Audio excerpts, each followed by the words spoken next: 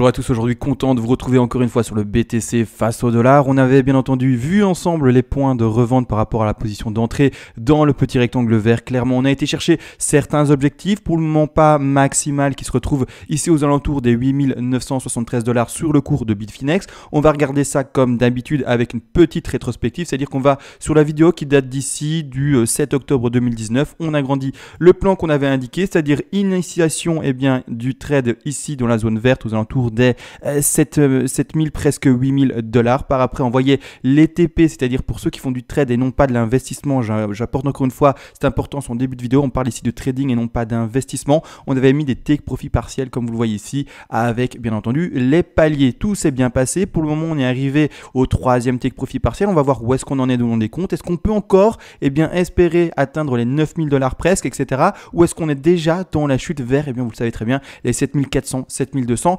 attendu dans mon plan de trading. Encore une fois, chacun a son propre plan de trading. Si vous avez un autre, c'est tout à fait, en tout cas légitime, tout à fait normal. Vous pouvez trader tout à fait autre chose. Pour ma part ici, tout se passe bien, c'est-à-dire que j'agrandis l'écran. Comme vous le voyez, on a atteint le TP numéro 1, on a atteint le TP numéro 2, on a atteint le TP numéro 3 avec une belle mèche d'ailleurs qui continue à descendre ici. Maintenant, on va voir si c'est vraiment le début de la baisse ensemble durant la vidéo ou si on peut attendre, comme dit, le TP numéro 4. Avant de commencer l'analyse de tout ceci, comme d'habitude, je voulais juste remercier encore une fois les donations. Je fais moins de vidéos, mais pourtant il y a toujours autant de donations. Merci à vous, vraiment. Vous savez, contre une donation, je vous offre en fait de votre côté. Comme ça, ça vous aide, bien entendu, toutes les règles d'Elliott en français. Comme ça, vous faites la même chose. Vous pouvez mettre vos entrées, vos TP, vos stop loss également, c'est-à-dire des positions de sortie, invalidation de scénario, etc. Pouvoir vraiment se repositionner et également créer à long terme des plans de scénario haussier et des plans de scénario baissier. Et également, ceux qui veulent aller encore plus loin, vous pouvez me demander une analyse à la demande sur n'importe quel actif, qu'il soit crypto ou pas, et je le ferai le plus rapidement possible en vidéo. Donc maintenant, nous, clairement, on est, vous le savez, premièrement, je vais vite dézoomer, comme ça, vous voyez quand même le plan global. Mais on est dans un plan haussier, d'accord? Pour nous, ça monte, là, le BTC, il monte, vous le voyez, d'accord? On est vraiment dans des zones basses pour le moment au niveau des prix de 8000, d'accord? Mais on veut le voir monter, malgré tout, avec une time frame plus petite, d'accord? En 4 heures par exemple, clairement, il faut zoomer et on est baissier pour aller revoir le prix des 7004, 7002, voire même peut-être plus bas, mais encore une fois, je vous dis plus bas, je pense pas. On va regarder de toute façon plus de détails aujourd'hui également avec les gaps, etc. Et pourquoi? Je suis pour ma part encore dans une time frame petite, c'est-à-dire en termes de jours, semaines, et pas des années, encore baissier sur le BTC. Ici, pour le moment, on va quand même zoomer ici sur la figure. Également, je lis vos commentaires, mais je réponds de moins en moins par écrit parce que c'est du travail finalement, ça prend beaucoup de temps. Je les lis, ça c'est rapide, et je vais répondre aujourd'hui à une question qui a été vraiment assez pertinente, premièrement, parce que pour ma part, j'ai fait le travail dans la vidéo précédente et je vous ai montré une WXY. Alors WXY, elle est là, elle n'est pas invalidée pour le moment ni rien, mais une question d'appellation pour le moment, ce qui nous dessine, c'est une ABC en flat. Alors la question a été posée, mais pourquoi est-ce que tu indiques une WXY? Vous voyez bien ici en gros c'est une WXY que j'indique. Je vais quand même changer juste le cycle, comme ça on voit bien les choses. Je vais mettre en sub, oui c'est suffisant. Donc W en rose, X en rose et Y en rose. On m'a demandé pourquoi tu n'indiques pas par exemple potentiellement également une ABC. Je ne le dis pas en vidéo, mais la potentialité existe, d'accord? C'est-à-dire qu'il va falloir faire, c'est surtout de décompter la dernière vague. Ici actuellement je compte quoi? Une ending diagonale, 1, 2, 3, 4, 5, pas une impulsive ou quoi. Pour moi ça c'est vraiment une ending, c'est-à-dire que si jamais c'est maintenant le crash qu'on ne va pas rechercher le dernier TP, d'accord, ce sera une ABC comme vous le savez très bien en flat, d'accord? Donc oui, c'est juste que je dis pas tout en vidéo, sinon les vidéos font 50 minutes et non pas 20 minutes, déjà que c'est assez long 20 minutes, donc on peut partir en A, on peut partir en B et puis après en C ici qui serait terminé. Je vais le mettre en jaune comme ça c'est visible et je vais mettre en plus épais. Donc ça ici la flat potentielle. C'est juste qu'en vidéo si je dis tout, je fais des vidéos d'1 heure, d'accord? Et alors c'est pas du tout ce que j'ai envie. J'ai envie d'être quand même un minimum déjà très complet, mais surtout un minimum on va dire concis, d'accord? Ou plutôt un maximum concis malgré finalement toute l'information que je peux apporter.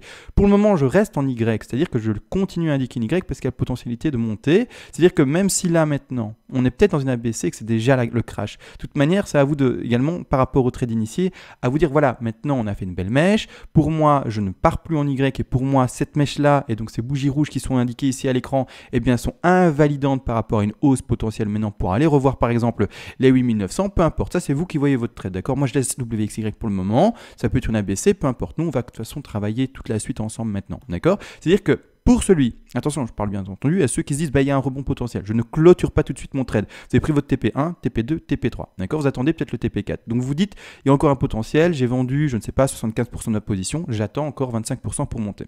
Potentiel, d'accord? Pourquoi pas? Dans ce cas-là, vous allez attendre la Y que j'indique. C'est pas forcément une Y, hein, comme dit, hein. C'est peut-être la flat qui est déjà terminée, mais vous allez attendre quoi? Du coup, ici, hop, une A, une B, et puis une C. D'accord? A, B, C pour terminer la Y, d'accord? Pour aller rechercher l'objectif ici de 4 aux alentours des 9000 $. Également, je veux juste, avant de montrer ça, du coup, vous voyez la Y, mais du coup, maintenant, j'ai également montré forcément, pas la Y du coup, mais la flat, mais c'est important de l'indiquer également la flat parce qu'il y a quelque chose qui appuie fortement potentiellement la fin de la hausse actuellement, hein? C'est tout simplement que avec ce sommet-là, donc qui est peut-être forcément ici, peut-être terminé ici, aux alentours des prix sur Bitfinex, je préfère encore préciser, des 8816 $. Regardez ce qui se passe quand je prends mon Fibo par rapport, on sait très bien, donc là par rapport au plus grand plan, donc parlez bien en beige, 1, 2, 3, rebond de 4 et puis après 5, d'accord? Regardez bien, encore une fois, je rappelle les objectifs d'une 4 en beige, donc je vais essayer de l'indiquer ici. 4 en beige, les objectifs sont quoi? 23,6, 38,2, 50, souvent 38,2, d'accord? C'est vraiment la moyenne, c'est vraiment l'objectif le plus souvent et bien rencontré. Quand je prends mon Fibo, que je l'installe, d'accord, je vais même bien le mettre avec, voilà, comme ça, précision. Je le mets au sommet ici, comme vous voyez ici. Clairement, en fait, la mèche, là, vous voyez la mèche ici, je vais la remettre de retrait, je vais vraiment zoomer dessus, et je vais même faire exprès d'étendre en fait ceci, comme suit, d'accord, comme ça on lit correctement. La mèche a été tapée avec méga précision, hein, plus précis que ça, on ne peut pas, les 38,2, d'accord. On a touché les 38,2 de retracement pour la 4, ici. D'accord, 38,2 pour la 4, gros rejet, donc on a beaucoup, malgré tout, de chances de se terminer là et de rebaisser, d'accord. Maintenant, ceux qui ont joué un short, bravo à vous, vous avez déjà, avec cette belle baisse, le potentiel de prendre un TP de sécurité, c'est-à-dire vendre une petite partie de votre position pour au moins essayer de couvrir le stop, ou alors monter légèrement votre stop par rapport à votre point d'entrée, peu importe, à vous de voir comment vous allez gérer ça, mais déjà avec cette belle mèche, cette baisse-ci, si vous avez réussi à ouvrir un short dans cette zone-là, vous êtes déjà pas mal, d'accord. Il y a déjà moyen d'essayer en tout cas de sécuriser un maximum ses pertes et de faire en sorte de sortir le plus rapidement du risque perdant et au contraire de se retrouver en tout cas dans le gant gagnant. Donc ici j'ai un peu de mal, excusez-moi, c'est pas grave, je reprends mon souffle, voilà, mais en tout cas voilà, donc on est à 38,2, donc c'est pour ça que je vous le dis, 38,2 est une zone très très fréquemment rencontrée, donc on a toutes nos chances que maintenant ce soit tout de même une ABC. Maintenant ceux qui veulent rentrer dans une WXY et voir la hausse potentielle, vous pouvez le faire, encore une fois avec une petite proportion. Maintenant vous reste peut-être 25-20% de votre bague en jeu, d'accord, à vous de voir quand est-ce que vous atteindrez à un point invalidant pour sortir du trade.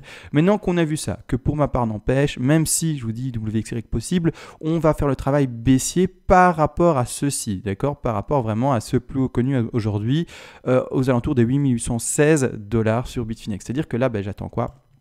Très bien, j'attends une dernière 5, d'accord. C'est-à-dire que comme d'hab, la 5, je sais plus si j'avais sûrement fait la projection par rapport au 38,2, donc je vais reprendre mon Fibo, en 4 heures ça va aller, je vais peut-être me mettre en daily pour avoir plus de facilité encore. C'est-à-dire que là on travaille vraiment les vagues qui sont en beige à l'écran. Et c'est-à-dire que maintenant, si je mets mon Fibo, je vais à la racine, comme d'hab, rien de complexe.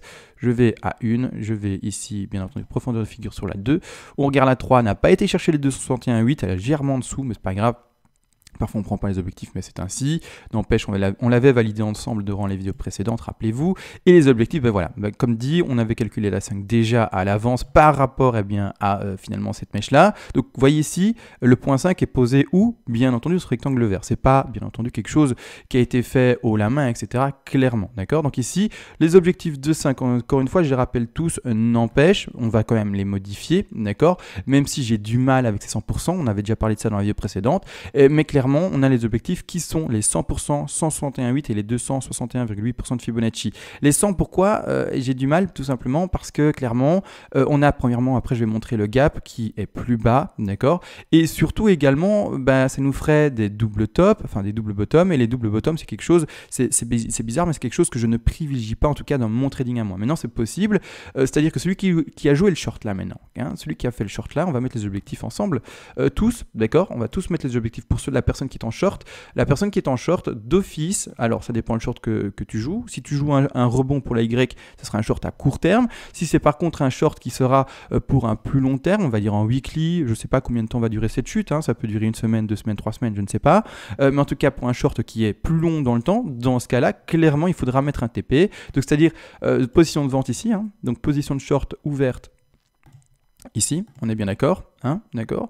Et par après, tout simplement, ou peut-être plus bas, hein, tout dépend où est-ce que vous êtes rentré dans le train, en tout cas baissier, hein, par rapport à votre conviction, mais clairement, les objectifs baissiers, et donc les positions de rachat de position du short, eh bien seront premièrement les 100%, d'accord. Là, ici, je vous dis, vous pouvez mettre un take profit de sécurité, comme on appelle, pour couvrir son stop loss, etc., déplacer son stop loss dans le vert si vous pouvez vous le permettre, bien entendu, mais par après, on a un TP1 à prendre à 100% de Fibonacci, c'est-à-dire qu'on a un TP à prendre à 7688 $.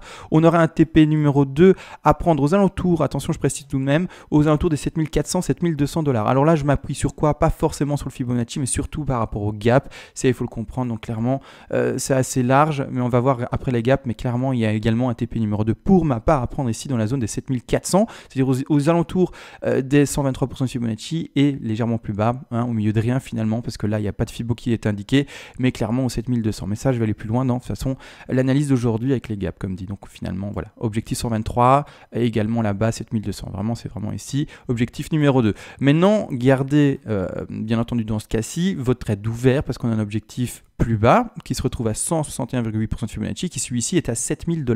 D'accord, alors oui, ici il est pile poil à 7000, d'accord, 6997 pour être plus précis, 7000, c'est vraiment également, finalement on peut le dire, un palier psychologique, c'est un chiffre rond, etc. Bon, peu importe, vous savez, les chiffres ronds souvent, eh bien ça peut jouer un rôle dans le trading, donc voilà, c'est psychologique. Maintenant, est-ce qu'on va rebondir aux 7000? On verra, bien entendu, c'est le PTC qui nous le dit, mais là les TP ont été indiqués pour la personne qui est en short et surtout le short qui voit vraiment baisser la chose, hein. Donc TP1, je le rappelle, à 7687 $, encore une fois sur le cours de Bitfinex. Si vous êtes sur un autre cours, eh bien vous prenez de votre Fibo et vous adaptez tout ça par rapport au prix finalement de votre cours, hein, par rapport à votre échange bien entendu. Par après, on a un TP à mettre. Alors un TP à mettre, moi je dirais 7002, d'accord. Moi je dirais 7002 parce que je m'appuie, j'arrive pas à prendre en fait le petit rectangle, mais parce que je m'appuie par rapport au gap. Mais clairement également 123, à vous de voir. Vous mettez comme vous voulez par rapport à votre conviction et votre analyse. Moi je mettrais 7002. Vous pouvez mettre bien entendu si vous voulez un peu plus haut à 7004. Vraiment là c'est personnel. Chacun l'interprétation du trade et surtout du TP à placer.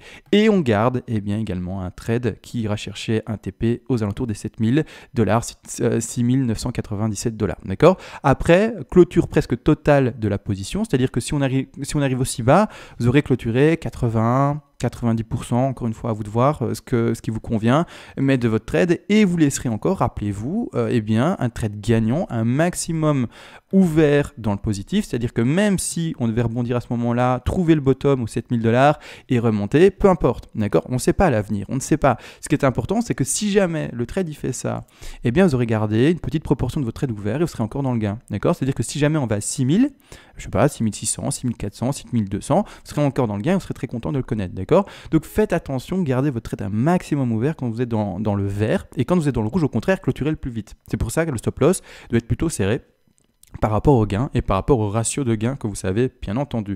Donc ici, on a vu la baisse potentielle de la 5. Maintenant, ce qui est important de comprendre, c'est pourquoi est-ce que j'appuie beaucoup en fait ce point ici, premièrement des 7200 $, parce que vous le savez, ceux qui me suivent, est-ce que les gaps, je suis pas sur le bon, ici pardon, les futurs, c'est-à-dire qu'ici en fait, il faut comprendre une chose, il y a un gap qui n'est toujours pas comblé en fait, il y a un gap qui est toujours présent, qui n'est pas comblé, il est visible, pas en daily, en daily il n'est pas assez visible, on va passer en 4 heures pour mieux le voir, mais il y a un gap qui n'est pas comblé. Alors moi personnellement, je vous le dis, les gaps, ils ne sont pas comblés à 100%, tout dépend, encore une fois, je rappelle, il y a plusieurs sortes de gaps, il y a les gaps de continuité, de retournement, etc., peu importe, il y en a plusieurs. Il est important de comprendre que la plupart du temps, un gap se fait combler, d'accord, c'est juste comme ça, on a plus de chances de voir un gap comblé que non comblé, d'accord. Les gaps de continuité, donc c'est-à-dire qui indiquent une forte tendance haussière ou baissière sont plus rares, d'accord, mais maintenant, ça existe. Malgré tout, là, avec ce que je vois et la stagnation que je vois, pour moi, c'est pas un gap de rupture, de continuité ou quoi que ce soit, vraiment, d'accord, c'est juste un gap plutôt commun, d'accord, c'est vraiment un gap qu'on peut appeler comme ça, et qui clairement pour moi va être comblé, d'accord. En tout cas, c'est vraiment ce qui m'appuie dans mon trade. Quand on regarde, et je rappelle, bien entendu, le gap c'est quoi, pour ceux qui ne savent pas, je l'ai déjà dit et je le rappelle dans toutes les vidéos pratiquement, mais c'est les creux qu'on voit ici, vous voyez, le cours il a un creux, ça c'est un gap, d'accord, je vais en dessiner ici, un gap là, il y a un gap ici, bon bref, tous les creux, vous avez compris, c'est des gaps, ils ont été comblés, hein, vous voyez, mais il y a un gap qui n'est pas comblé. Alors il est où, vous allez me dire, où est le gap non comblé? Ceux qui regardent les vidéos presque avec moi quotidiennement, vous le savez, mais le gap il est là. Il y a un gap qui n'a pas été comblé, il est là, d'accord. Il a été semi-comblé, on peut le dire, d'accord. Il a été à moitié comblé, on va zoomer dessus. Moitié comblé, c'est pas trop français. J'arrive pas à retirer en fait cette affaire-là. Voilà, parfait, j'ai réussi. Mais clairement, en fait, là, regardez, je vais zoomer dessus. Le gap qui est là, et c'est important hein, de le voir. C'est important de connaître ces outils-là, etc. Hein. Le gap, eh bien, il trouve un niveau de support à 7185 $. Ici, par contre, sur les futurs, d'accord. Il faudra adapter ça par rapport, vous êtes très bien à votre échange. Mais clairement, ici, il y a un gap non comblé, d'accord. On l'a comblé à moitié, mais on l'a pas comblé complètement, d'accord. Et pour moi, c'est important. C'est-à-dire qu'ici, je mets un niveau de support. Je mets un niveau de support ici. On peut le break, hein. On peut aller légèrement en dessous comme montré à 7000. Hein.